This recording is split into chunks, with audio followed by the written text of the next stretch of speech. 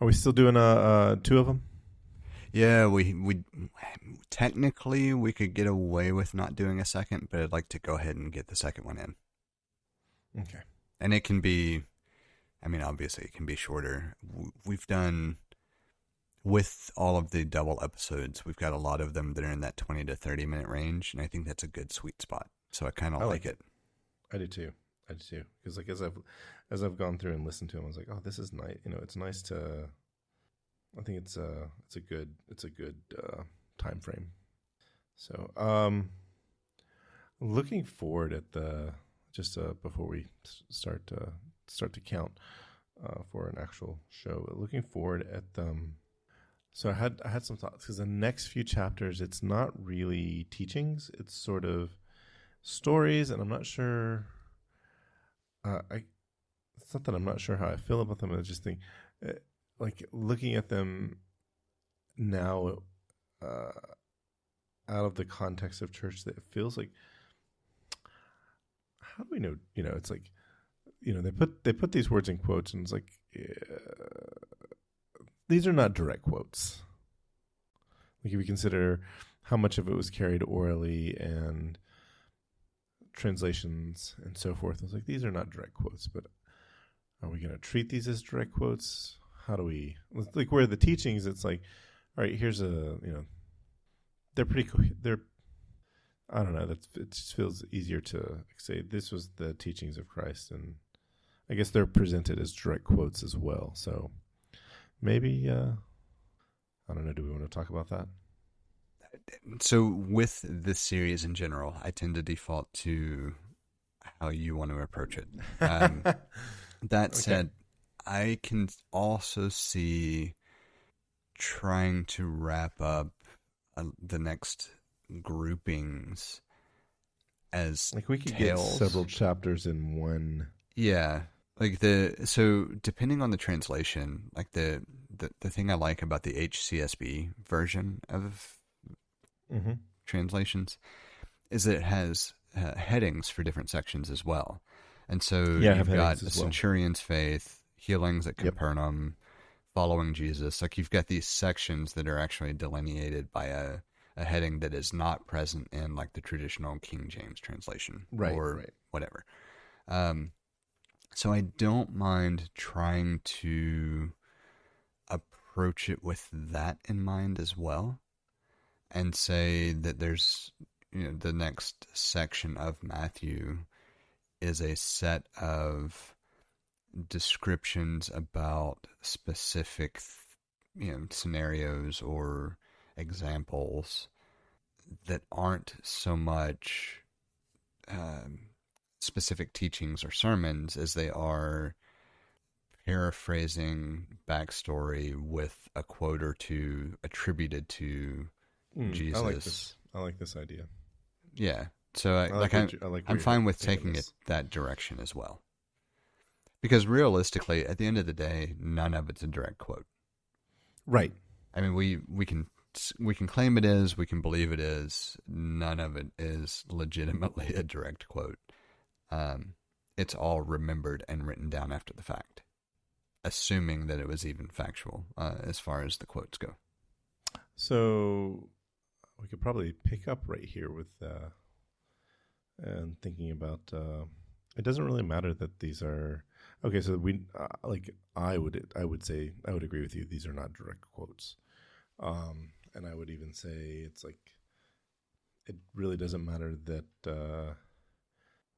if there was if there was an actual man named Jesus who lived and died and maybe lived again. I don't think that even matters anyway either. The whole point was, do these hold up to the premise of being a decent person? And so, yeah, I think that's and I would take it a step further. Like in the next few sections, the quotes are just kind of general conversation. Like none of it is revelationary. It's things like I'm backstory. Willing. Yeah. Like I'm willing, I'm coming. Character development. That kind of thing. So as we, just to clarify what we're talking about, we're looking at starting with Matthew 8. And the first few for a large swath of Matthew 8, actually, there are scenarios presented and stories presented that talk about different types of individuals, and the non-red letter text sets the stage and provides context and backstory and everything else that attempts to share this idea or principle as a concept. The red letter text, for the most part, and there are maybe some minor exceptions, but the red letter text is all things like, okay, I understand I'm coming, or yes, I will be there, or things that are very conversational in nature, that are not profound, not trying to convey something. It's more, yes, you have conveyed to me that there is a need, and I am coming, and I am willing to help. And I think that fits perfectly with what we've talked about. It's just that in the text, there's not much beyond that. Yeah, I think that if you were to look at this, if this was a story that you're reading, or a movie that you're watching, this would be character development. And I say that because it sort of gives the character of how Jesus responded to people under certain circumstances. So a lot of Matthew 8 has to do with healing, but I do find it really interesting in the section about the faith of the centurion, where he talks about this man that wanted to be healed. He described him as having the greatest faith in the whole land, in Israel. And I found that interesting because growing up, my dad would point out to me basically the debunking quote unquote faith healers. He would talk about it's like the faith healer doesn't go to it's not the person, the faith healer who can't heal somebody will say, well, it's that person's fault, they don't have faith. I the faith healer, have the faith. And I remember my dad calling people out like that, and he's like, no, if the person who wanted to be healed didn't have faith, he wouldn't be there. Like, that is like the person exhibiting the most faith, and it's the faith healer that has no faith. It's just, they're just there for show. He was always pointing that. He often would point that out on Sundays when he would like to watch the religious channels. It's interesting because I can attempt to poke holes in that as well, but I agree with the sentiment or overall idea. Because if you think about it, the person who is being vocal about and advertising or proclaiming anything about healing via faith, they're doing it for show. I can't think of any scenario where that's not accurate. Right. But I could also say that you could have someone who is fulfilling that role, who is not being vocal about it from a standpoint of trying to make a scene, and is instead attempting to just draw attention to a person's situation.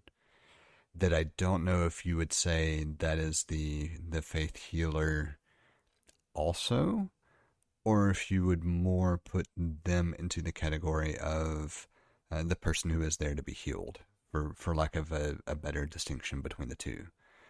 Because I do think there are people who are more vocal about their situation or the situations of others from a desire to draw attention to it, that you could classify as the faith healer role that would be different from what you were describing.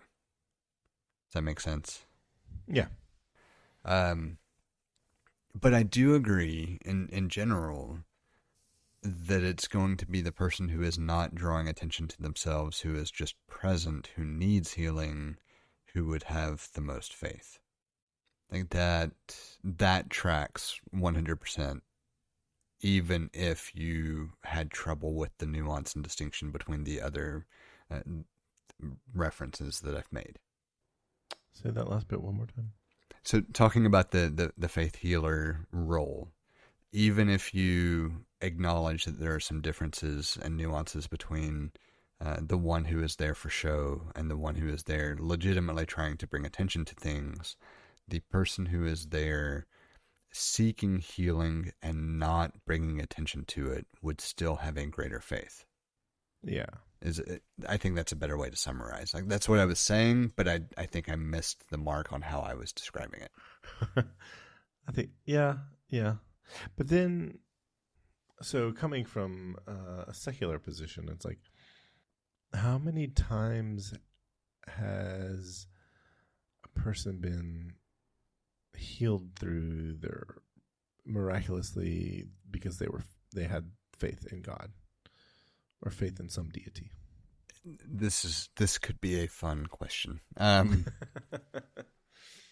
My honest thought on that question, if you were to just ask me point blank, how many people do I think have been healed through faith? I would say 0. Yeah, because it's interesting to me. Yeah, I would. That's the number that I have and that I know of.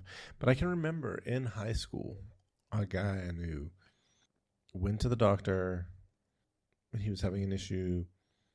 They found a mass in his leg, like near his knee.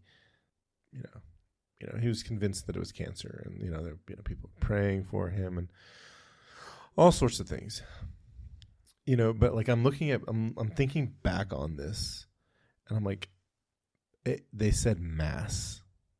Mass is the thing that you say. It's like there's a thing there that we don't expect to be there, but we have no idea what it is, and we need to do more things. We need to visualize it, more and with a different method of visualization, or we need to go in there and do a biopsy. There's more stuff needs to be done to determine what it is, and so the way he was presenting this to like the folks in our church and our youth group, it was like, I've got cancer and I'm going to die in the next 10 days.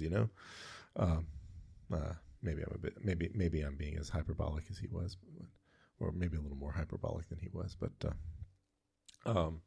Yeah, it was just presented. It was presented like this is, well, yeah, I understand. Like I would be concerned if there was a mass in my knee or anywhere in my body. And, he goes back for the next checkup, the next thing where they do the, next set of tests. It was dried blood. Like why it was there, I can't remember, but he did not have cancer.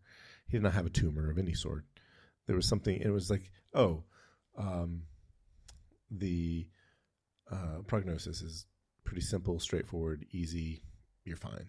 You're going to live a long, healthy life, or at least relative to this, or this is not going to prevent you from living a long, healthy life. And, and, like the whole way it was treated was like, God healed me. I was like, it'd be one thing, like if you had you have a malignant tumor in your knee and we're going to try to remove it and then they take it out and it's like, oh, that actually isn't a malignant tumor and there's no signs of cancer ever. That would be one thing that would be kind of miraculous, where it's like we definitely knew that it was this. And we did every possible thing to know that it was this. And it turns out it wasn't this. And that baffles us. I've never ever heard of that happening. I've only heard of like you have a mass. When you have an unexpected mass, it could be something that, life-threatening, and then it turns out to not be. Like I've heard that many, many times, and it's like, people want to straight up like, God healed me, and like I've heard many stories of people like, in a similar situation, God healed me, and I was like, no, I mean, you just didn't know what it was. So I track. I agree. Yeah. With the scenario. But I'm going to turn it a little bit. Not necessarily a counterpoint. I don't want to make it sound like I have a counter argument, because that's not what I want to go with. I'm just going to rephrase the way to think about it ever so slightly. think about the placebo effect with medicine in general. And we know there are things that our bodies can do that we, at the moment, don't have a clear understanding of, like, how it happens. Those would be the scenarios that would be more inclined to attribute to a person's belief and faith having a manifestation of some sort than a misdiagnosis or a misidentification of what something is. So using the growth example or tumor or mass, however you want to describe it, that's detecting something and being uncertain of what it is. On the flip side of it, though, we've had plenty of scientific trials studying the effect of believing you are taking something to affect some condition and seeing an effect manifest itself both in the control group with the placebo and in the experimental group with whatever medication it is. And generally speaking, in most trials, the medication group sees more of an effect.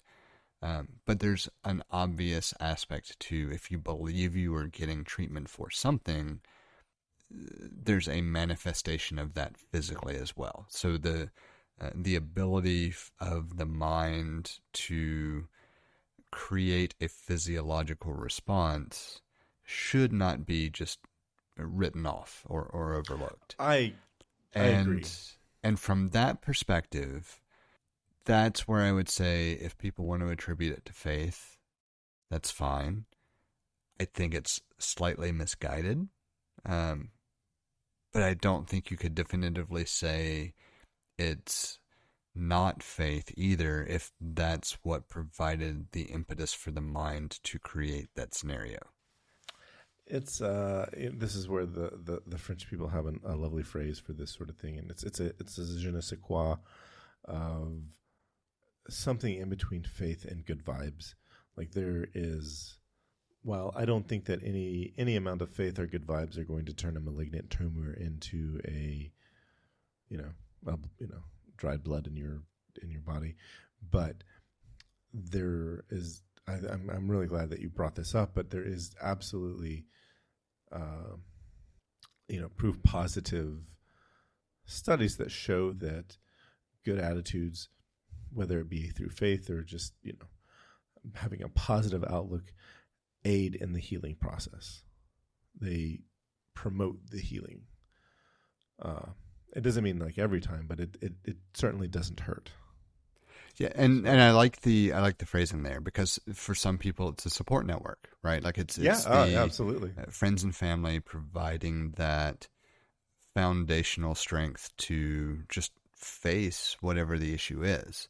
And for some people, instead of that, they have their faith that they draw upon. And for some people, it's just sheer mental fortitude, right? Like there's this component that can be different for everyone, but whatever it is for you does provide a positive impact on reaching a better place that is not necessarily explainable by medicine today. And I want to emphasize that last part as well, because our understanding of how this plays a role will continue to evolve. We might finally reach a point where we say that a belief in faith is X percentage stronger than just mental fortitude, or maybe it's the support network. Regardless of where we get eventually, the point is we will continue to evolve our understanding of what this thing is that changes the outcome ever so slightly. Right. Just like the pathogen theory of disease is now not just accepted in the scientific and medical communities, it is just common knowledge. Well, yeah, it's common knowledge. People like fucked around with it 3 years ago, but it's common knowledge. And there was a point in in human history where it was not common knowledge, and people, they killed Islamic people because they thought that they were some sort of, they were hexing the Christians, and that's why the Christians were dying from diseases. And they killed women because they thought they were witches, because they didn't understand that bubonic plague was transferred to you from a flea that jumped off of a rat, and because certain women kept cats, cats killed the rats that carried the fleas, and therefore did not get sick. She's a witch. So at some point, given enough time, we don't go through that great filter, if we make it through that great filter, or if we've already made it through that great filter, or at least the first one of those, given enough time, perhaps everything will be explainable. I'm going to laugh a little because it's kind of funny. Completely agree. Taking us back to our general topic, if you pay attention in Matthew 9, to not necessarily jump ahead too far, but on this specific topic, there's a quote that is specifically that those who are well don't need a doctor, but the sick do. And I mean, there's more to it, but just that basic mindset of seeking assistance because you are in need of assistance, and extrapolating even beyond just the literal phrasing here to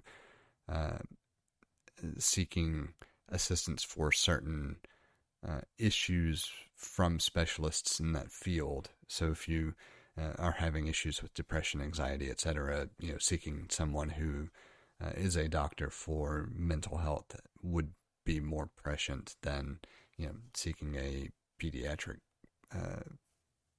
physician, just as an off-the-wall example. But continuing what we were talking about, where if you are trying to understand the differences in reaching a positive outcome from a negative point, so thinking about being diagnosed with cancer, or having some generally accepted illness that is terminal as we know it today, or just having something that is life-altering as an illness, maybe even a better way to think of it. If you go into seeking assistance for that illness with a mindset that is negative and detrimental, the outcome will always be negative. And that's the piece that is difficult to quantify, because there's a change to trajectory based on some currently unidentifiable aspect, and right now we'll just refer to it as mental fortitude, that does create a significant difference. And following that up with seeking assistance from those people who are capable of providing assistance, or are certified, or are specialists in their field, or at the very least are in that particular profession and not just an unrelated, uncle who wants to provide input. The combination of specialist care and appropriate mental situation, I think, for lack of better phrasing, is going to give you the best positive outcome in the long run. And if you look at all of the examples up to this point in this section of Matthew, that's really what you're getting at, is that setting yourself up for success relies upon seeking out the advice and input of those in the best position to provide it, who are knowledgeable about that field, and your internal fortitude or ability to persevere in the face of things that are working against you, however minor or major, are going to be what drives you to a positive resolution or solution or outcome. We have a number of different ways set up for you to get in touch with us to provide feedback, ask questions, or just comment in about something we've discussed. You can hit us up on Twitter or Instagram at untitled_hosts, or shoot an email over to untitled.hosts@gmail.com. Or get in touch directly with Jesse at jthart.com, or get in touch with me, John, via telepathy. If you would like to support our work or are interested in listening to our new after-show feed, head over to patreon.com/theUntitledPodcast and take a look at the options we have set up. Thank you for listening. We hope you've enjoyed the show. And we hope to connect with more of you as we continue this journey. That's a wrap.